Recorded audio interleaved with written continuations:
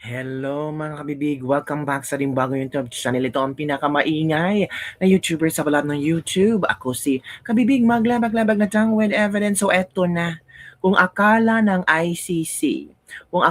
ICC prosecutor team ay tatahimik lang si Attorney Kaufman at hindi ito ibubulgar itong mga pangyayari at kung bakit si Pangulong Duterte ay napunta sa The Hague sa ICC detention cell, tumahimik kayo, prosecutor.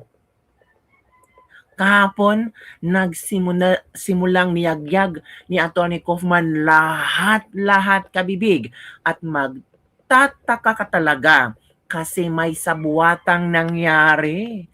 ICC hinubara ni Atty. Kaufman, binuking ang sabuatan ni BBM at silent partner?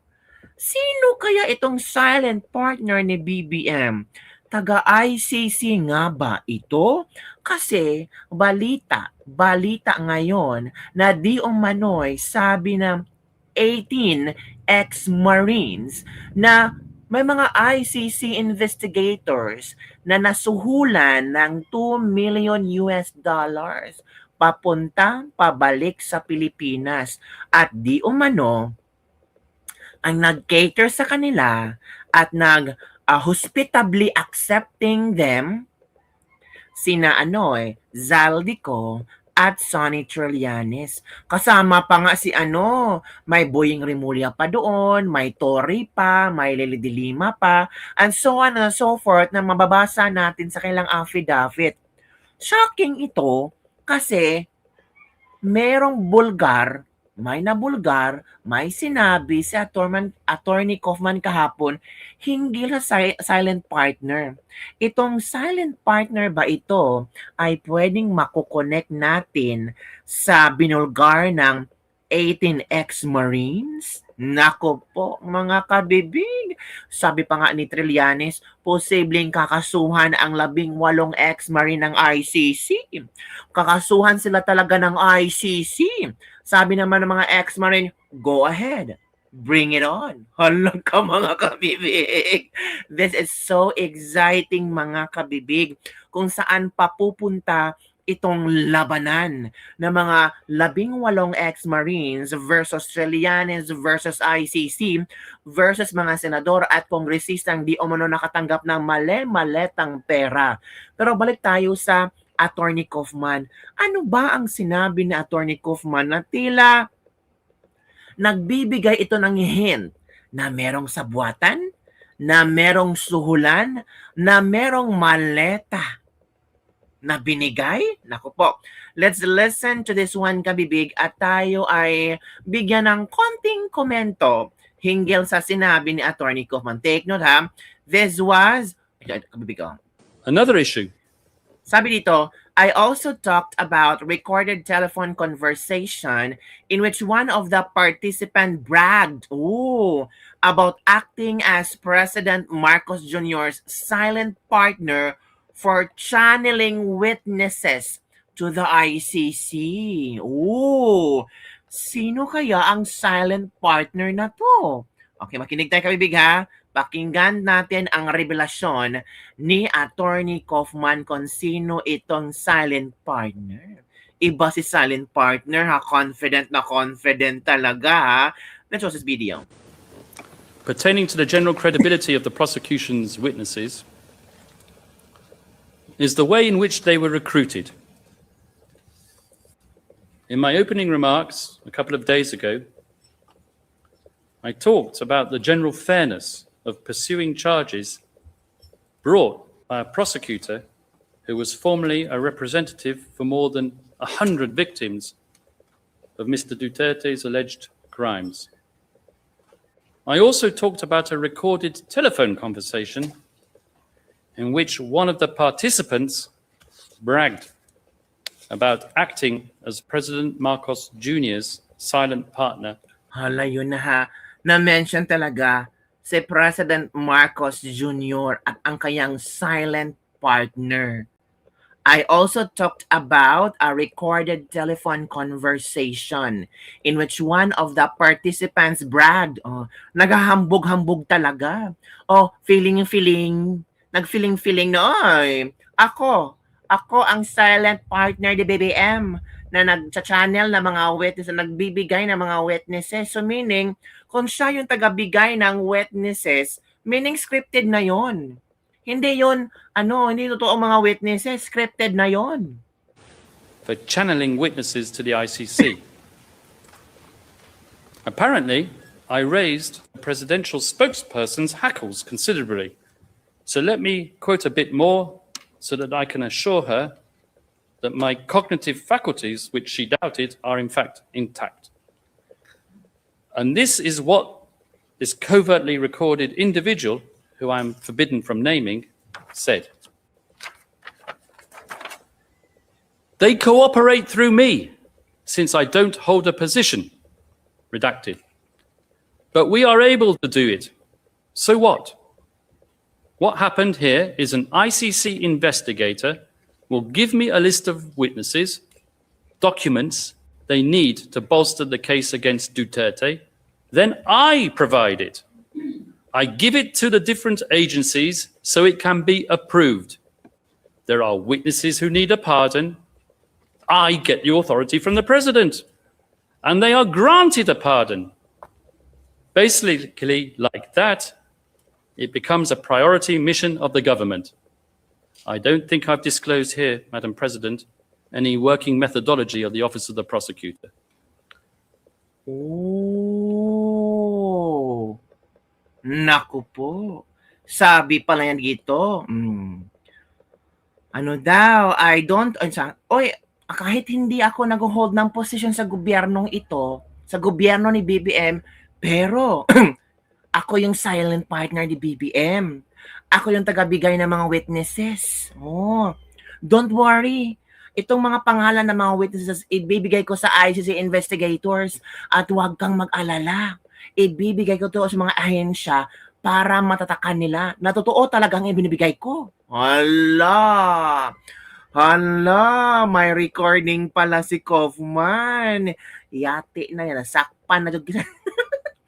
At damay-damay ka, VVM. Damay-damay ka dong. Sabi mo pa nga, wala lang kinalaman ang gobyernong ito, pero damay-damay, may silent partner ka pala. So, bali, yung pagpasok-labas ng mga ICC investigators, ikaw pala ang nagpatnugot doon. May go signal mo pala yun. Hala ka, BBM, paano mo ito sasagutin? Ito ang komento ng ating mga netizen. Starts with letter T, is silent barking partner. Sounds like, no holding position daw eh. The blonde is Chantal, right? Pardon, kasama ba si De Lima? Ay, hindi natin alam. Kung ayaw masira ng ICC kahit sa kapakanan lang talaga nila, huwag na nila ituloy yan tayo, sila din ang masisira. Sabi ni Edge, obviously, oo, posibleng mga kabibig, masisira talaga ang ICC. Mahuhubaran talaga sila ni Kaufman. I'm sure marami pa itong pasabog si Kaufman, mga kabibig. How can we make loose of this? Bayad na kami. Sabi ng Marines, they went to talk the suspect kay Kiam. Maybe they offered them pardon to lie. Oo nga, no? Nung sinabi ng ng pinuntahan din ng ICC investigators, ang yung mga pulis, 'di ba? Grabe sila. Malala ang obsession nila sa mga Duterte. Napabayaan na ang pangunahing problema ng bansa dahil umiikot na mundo nila sa kung paano mawala ang mga Duterte from Donalyn Limba. Tama ka, Donalyn. I don't hold a position. Yung tumakbong pero natalo daw. Bayaran pala itong ICC. Nakakahiya. Kala ko magaling. Anong katapat kayo? Dismiss the case. There's no probability but it's simply politics. Wala ka, mga kabibig. Yan na, kabibig. Naglabasan na talaga ng mga totoong istorya, mga kabibig. Paano na ito? Ano kaya ang gagawin ng ICC? Kasi I'm sure marami pa yang marami pa yang ibubulgar si Attorney Kaufman. Balikan nga natin. Ito balikan nga natin yung affidavit ng 18 ex-Marines, yung tungkol sa yung tungkol kay yung mga pumaslang kay Kian ba yun? Yung Saint Kian? Saint Kian na mga kakamping. Hala naku mga kabibig. Parang this is it. Parang ang ganda ng depensa ha. Ang galing ni Kaufman. Talagang inaral niya ang mga kasong isinampa ng prosecution ng Bang Duterte. Inaral ni Kaufman yung mga tawag dito, inaral ni Kaufman yung mga prosecutors, Chorva Ek, di ba?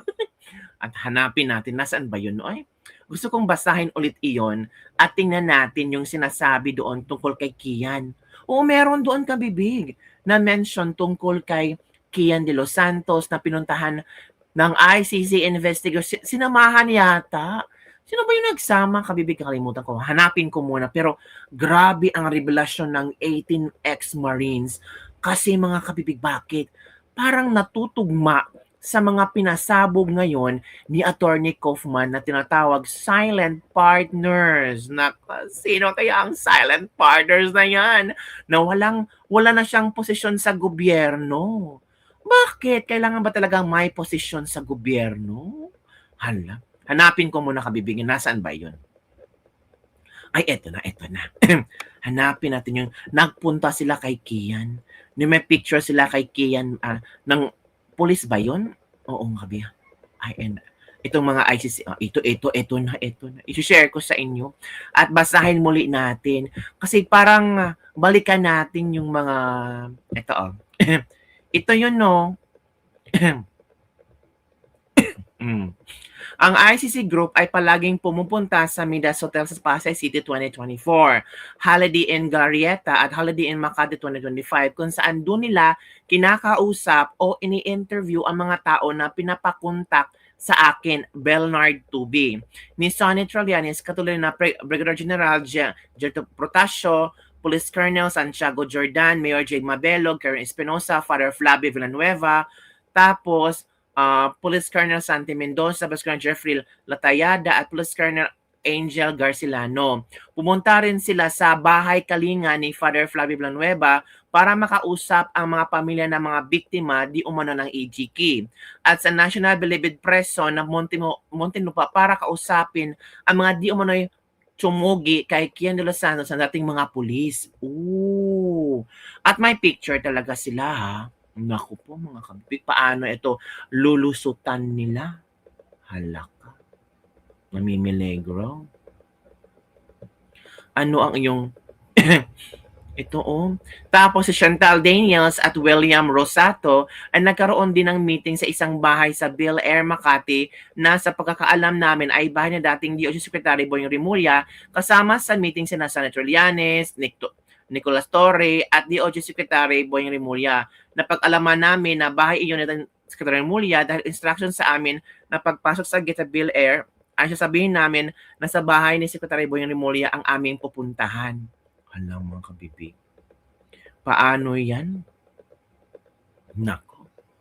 Ano kaya ang magiging tugon nito ng ICC sa pasabog ni Attorney Kaufman tungkol sa partner ni VVM na nagbibigay channeling witnesses to ICC?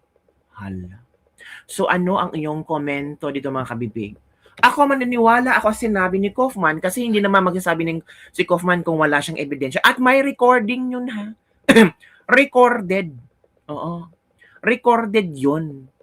Sabi ni Kaufman, narinig ko sa recording na naghambog-hambog itong taong ito na sabi niya, kahit wala na akong posisyon sa gobyerno o wala akong posisyon sa gobyerno, pero ako yung silent partner ng VVM.